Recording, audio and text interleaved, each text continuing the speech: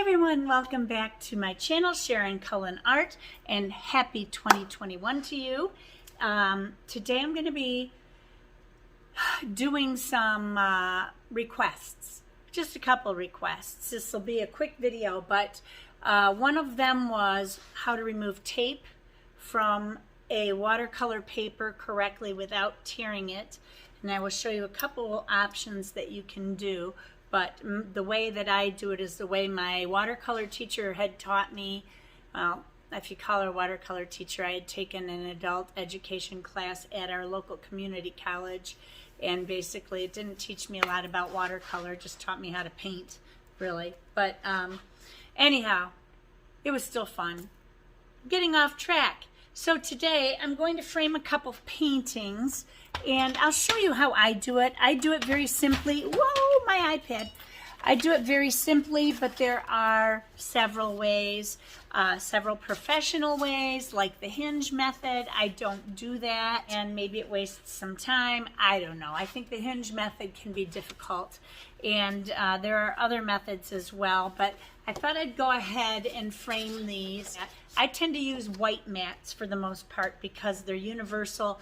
They'll go anywhere with you, and they won't look hideous on any paintings, although you can choose colored mats. It's just a matter of choosing a color that is going to somewhat blend in with the painting so that the mat does not distract from the painting, which is why I go with white all the time. And excuse my ugly vest. I knitted this years ago when I first learned how to knit. It was one of those doing mitered square things and then piecing it all together. So this was a vest that I had knitted, and I am freezing. So I figured this wonderful wool could keep me warmer, and it's working. So anyhow, I'm going to go ahead and get started with framing these. The paper is a little bit bigger than the mats that I have available. I have 8.5 by 11s, and this is a 9 by 12. But I'm going to just lose an inch at the top, which is not a big deal. I have a lot of space on this one, and I do have extra space on the bottom on this one. I will probably re-sign it. We'll see how it works, because you can't really see it very well, but at the top, and I love these blooms and things. I had sprayed water on my panel to make it do this, and I just think it looks cool, and then I also added salt. So I really like that. But on top of the ostrich, you see he's got these feathers that stick out, and they're very hard to see on this background, which is one of the things I was disappointed about because it's what drew me to this cute little guy in the first place. Or girl, I don't know if he's male or female. He looks male to me, so. But anyhow, I don't want to take too much off the top because he does have his little sprout there. So I will take it off at the neck at the bottom. So let me go ahead and turn the camera around, and I'll just show you how I simply do it. I finished this painting the other day, and like I said, I've got to make sure I have space for this up here, and I should have waited to sign my painting when I was done. But this one is about an inch short on the top for my 9 by 12 sheets, which is fine. But I think what I'm going to do is I'm going to bring it right to the top, and then I think I may re-sign my painting. My other option is to just bring it down slightly, but then my feather, I don't know, maybe I will keep it down here. Yeah, that looks better. And I don't want him centered, but I do want my paper centered. So when I was painting, let me see where I got this. I like that. Let's see how it looks on the front. Yes, that is good. So I'm going to leave it off the edge of my table a little bit. I just turned it slightly. And what you need is some tape that is acid-free, archival, so that you're not going to ruin your painting. I just use art tape, artist tape. It's sticky enough, yet removable. And I start with several pieces, like 4 pieces. Okay, I don't know how much you missed here, but what I did was slid this off the edge, and I taped the edge of my painting. I had to re-record this because I was off the frame a little bit.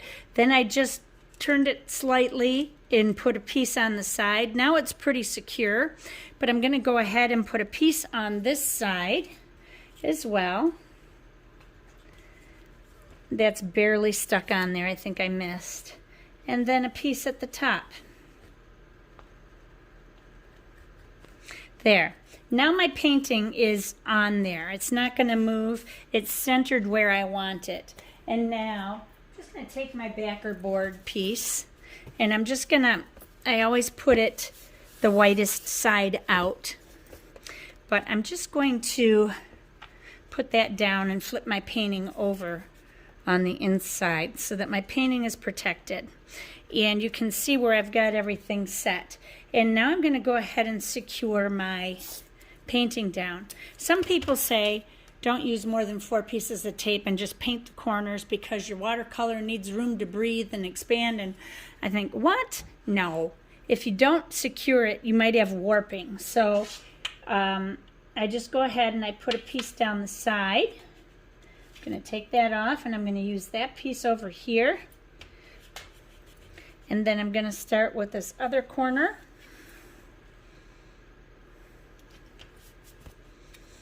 And just tape all of these corners down.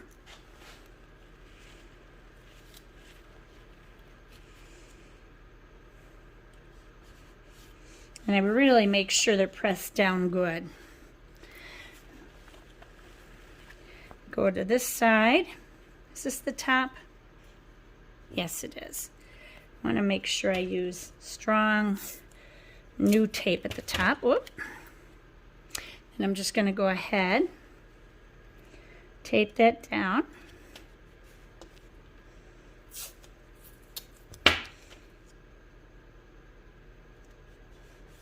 Now, if your paper is very warped, you could try to moisten it and then use an iron over it. I've never done that. I don't know. I'm afraid I'm gonna, I don't know. I've never needed to, I guess. I don't know. But if it's really warped, you can do that. Usually you'll get a lot of warping. With new paper, it is so well sized now that stretching and all of that is really somewhat unnecessary. But as long as you're not using a dryer over your paper that is going to warp it because it's drying certain areas faster than others, that's what causes a lot of your warping issues. And I didn't do that. I just went over my eyes when they were bleeding for about 2 seconds just to make sure it stopped bleeding into the face. And that was all I did with that painting, so it wasn't an issue. I'm going to go ahead and put another piece down here. So I have it well secured on all sides. Now I will turn it over, take another look at it. My signature is showing, my feathers show at the top, so I'm all set. Now, I don't tape these together in any way because it would go over the front of the mat. I guess you could on the inside, but I don't do that. So the next thing I'm going to do is grab a bag. Now I purchased, let me grab my camera and I'll show you. I purchased all of my mats together in different sizes. I've got boxes of them over there. I could do my, excuse my slippers and socks. I could do the matting myself, and eventually I might get to that, but these were so cost effective that I went ahead and did it because I got the mat, the backer board, and the bags, the acrylic bags. These were out. I don't even know what size they are.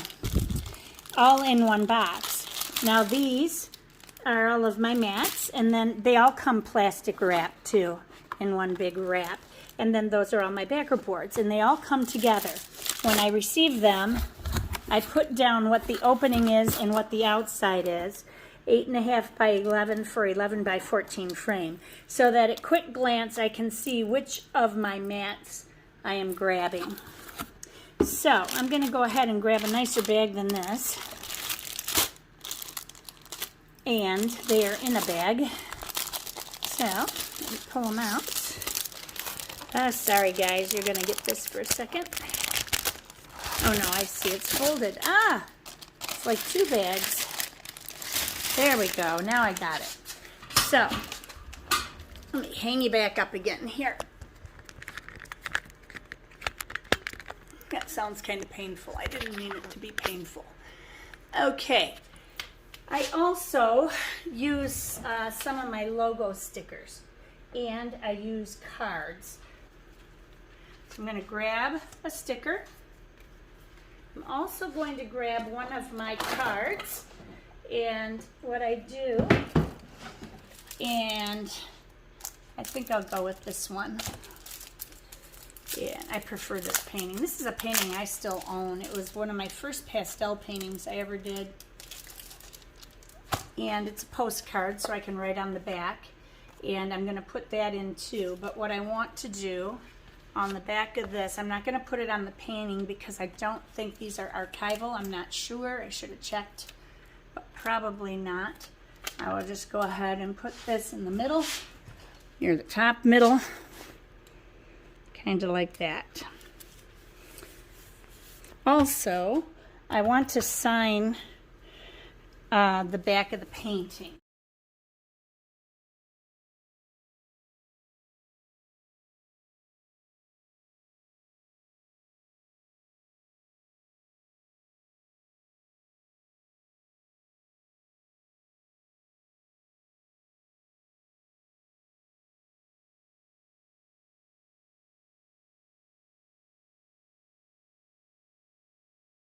If she ever looks at this painting and goes, I don't remember who painted that for me, she can look at the back and find it there. I gotta take all this apart. I've never used this frame. I thought I had, but we'll see. I'm not sure. This is just a cheap frame. And I would recommend that you don't spend a lot on your frames unless you're selling a painting that is worth a ton of money. Then I would go all archival and museum glass and all of that, but that's going to cost you hundreds and hundreds of dollars. I bought these in bulk. I showed them in another video. This one comes with a mat too. I wonder if it was a 9 by 12. I'll die if it was. I don't think so. It looks like 8 by 10. Yeah, 8. That's 7.5 opening by 9.5 opening, so that's for an 8 by 10. And I'm just gonna pop these clips out. This is very easy. When you're getting something professionally framed, you're going to use the paper backing, and it's going to be glued down or taped down on all 4 sides, and you'll use the brown tape that matches the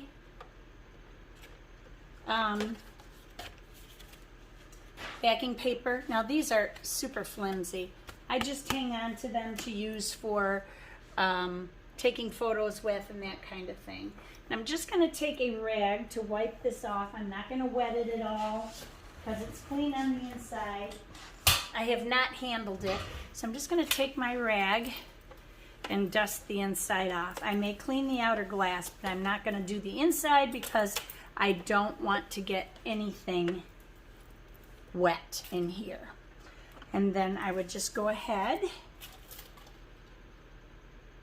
and that goes on that side. Stick this in like this with my backer board. The backer board helps to add more thickness to prevent your painting from moving around inside. Now sometimes these won't go on because this is one of those that slides into all the sides, but nope, it's going to slide in perfectly fine. And I made sure this was at the top of my painting, and then all I'm doing is sticking these things back down just like this. And I'm not going to go ahead and do them all. I'm just going to, but anyway, you get the idea. I'm just going to leave it like that, and then when you flip it over, there's your painting, and it's all set to go. Now for me, I'm just going to send these in the mail without a frame, and she can frame them herself. I don't know what color frame she wants for the walls, and what her preferences are, if she likes wood, if she likes gold, if she, well, you know, whatever. So I'm just going to send her the paintings prepackaged. And when you send a painting, you want to make sure that you have it in a acid-free bag. Stick this back together and set it aside so that you're not ruining your painting. Now, like I said, I like this so that the sticky is on the back side so that when you put your painting in, it is going to fold over to the back, not the front, which is what I want here. Getting it started is the hardest part. Once you get it started, you can just slide it on down, just like that. That sticker isn't on real straight, but that's all right. And I'm going to not take this off yet because I do want to write another note to her on this. I usually will just stick with a piece of tape. I'll put that on the back, and that way people can see the note, and the I may like to make it personalized for the buyer.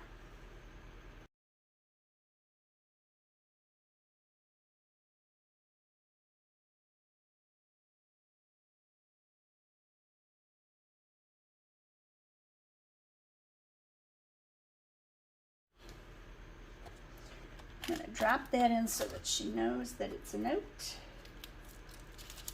Maybe I'll drop it in this way, or should I drop it in this way? I could drop it in this way. Just like that.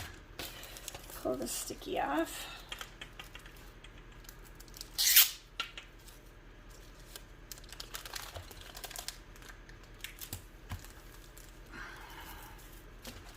So that's all there is to it, you guys. Very, very simple. Don't use packing tape. Don't use duct tape. Don't use Scotch tape. Don't use duct tape. I don't know if I just said that or not. I hate to say it, but one of my subscribers sent me a painting, and it came with packing tape holding it together.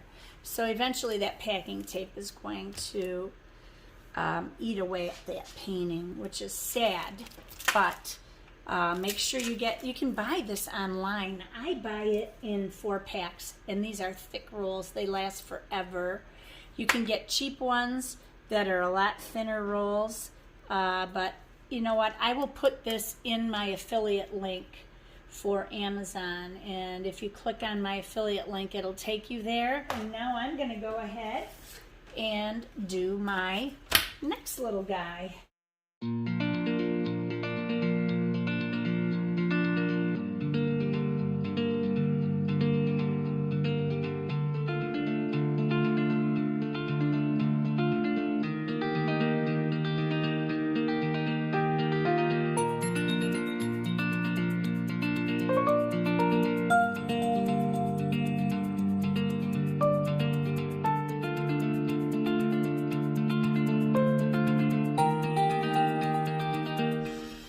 So that's it, you guys. That's pretty much it. I've got them all matted and ready to go. I don't go all the way around a painting, and the reason for that is if there is any warping that's going to happen, you're going to get bowing in your painting.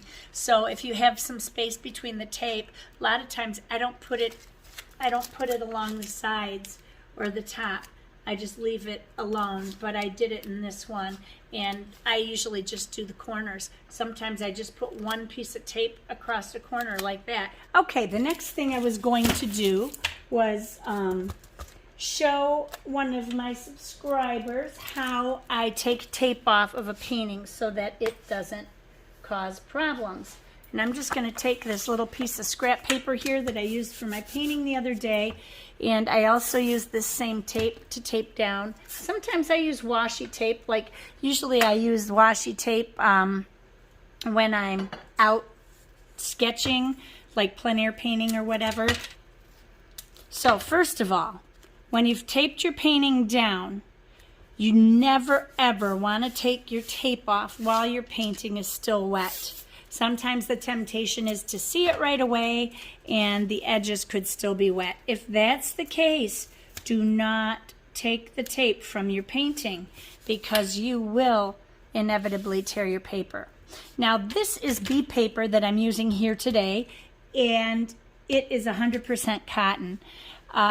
Using cellulose paper or wood pulp paper without cotton in it tends to tear a lot more easily when you remove tape.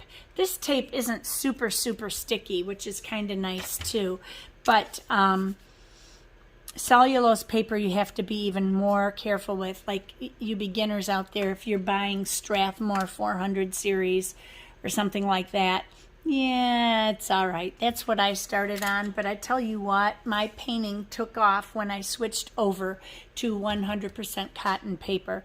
I somehow thought I didn't deserve it because I didn't think my paintings were pretty enough, and maybe some of them weren't, but you are worth it because you'll advance your skills faster if you're using good products.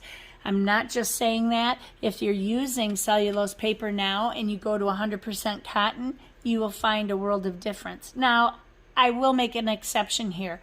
Some artists prefer cellulose paper over cotton, but they're using high-end cellulose paper, which makes a difference as well. So now, one way you can remove tape is by heating it, going like this, heating up all the sticky, and then going ahead and peeling it up, and it peels right up real easily.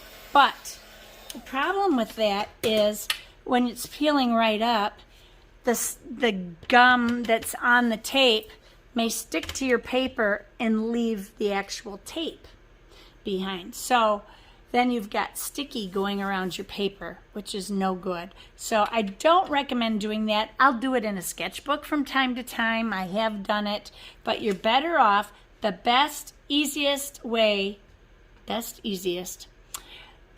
way that I have found, and I was taught this by somebody I took a watercolor class from when I was first starting out. She said, always pull your paper down. You never pull it up like this. You're not pulling it up. See, I'm already tearing a little bit. You can see where I pulled up the paper. You don't pull up like this. That's the worst way to pull up. The way you want to pull your tape off is at a 45-degree angle. Just fold it back, and you're going to keep that 45-degree angle all the way to the end. And you pull it straight down at the table, not up, but straight down, and you won't tear your paper. Show you again. Coming the other way. I just did my nails. Now I'm going to screw them up. Should have used my scissors. Okay, again, 45-degree angle, and I'm just pulling like this. Nope. And look, there's no residue on the paper anywhere. So, if you pull straight up, you're going to have a problem. The trick is pulling at that 45-degree angle, not toward the paper, always away from the paper. And I caught a little bit of the edge here, but this was a deckled edge, and it's frayed, so that's why I'm picking up some of it there. I'm just picking up this edge. I just tore it because it was a scrap paper that I was using for my painting.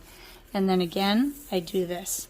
And that's all there is to it. So I hope that helped you, Nib Nerd, with my explanation. Just tear it low to your surface, your table, and on a 45-degree angle, and you're all set. So, take care.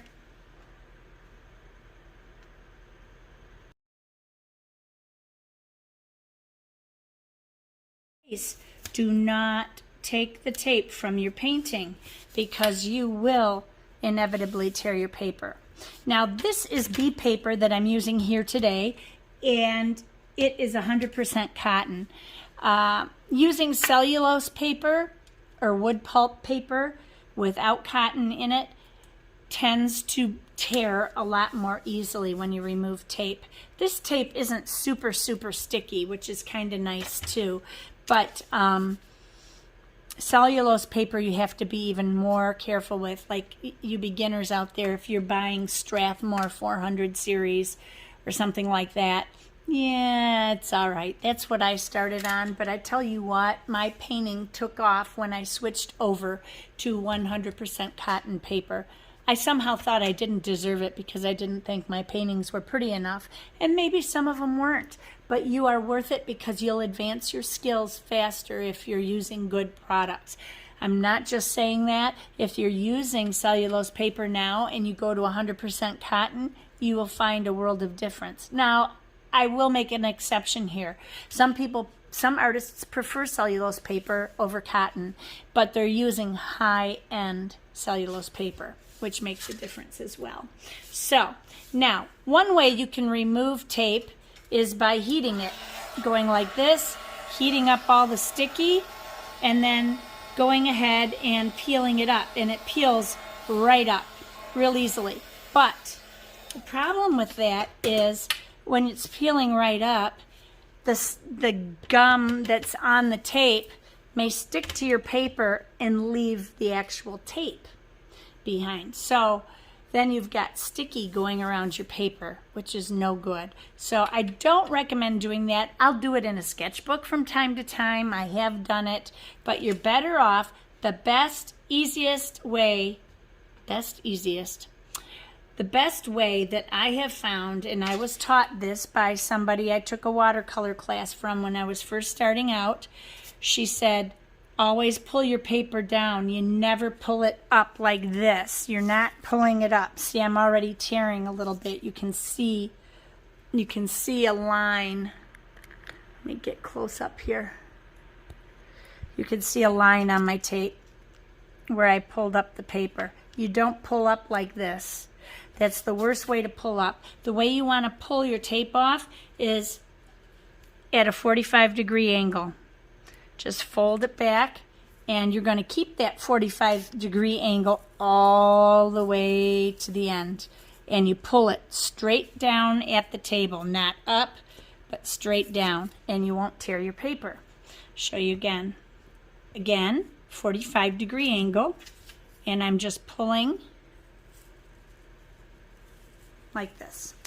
Oops.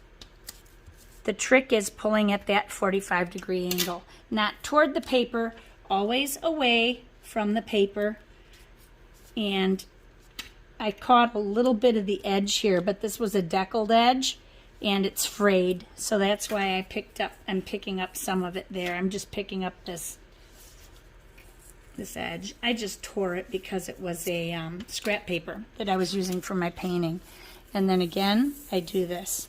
And that's all there is to it. Okay, one thing you guys got to remember is before you ship off a painting to somebody, you need to take a good photo of it, and don't take it through plastic. Don't forget to do that before you pack your painting up to ship off to somebody.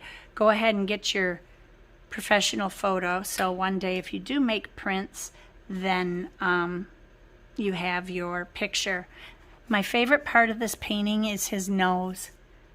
I love that nose. I did it in Moon Glow, and down here and down here I added a little bit of Rose of Ultramarine, but I just love that nose. That's my favorite part about him. And I covered the whole thing, and then I lifted the paint back off to get that shadow, so it had a little bit of the Moon Glow on it. So that pretty much covers it for today. I think I covered everything. In my next video, I'm going to be showing you how I package a painting to send off to a customer, packaging it so that it looks professional and you're taken seriously as an artist. It's not just the painting that needs to look nice. Your packaging can't look icky. So I'll be going over that in my next video. And you can follow me over on Instagram to stay up to date on everything that's going on and when videos will be posting over here on YouTube.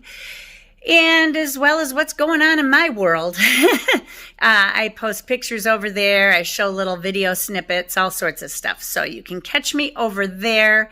If you like the video, don't forget to hit the like button down below.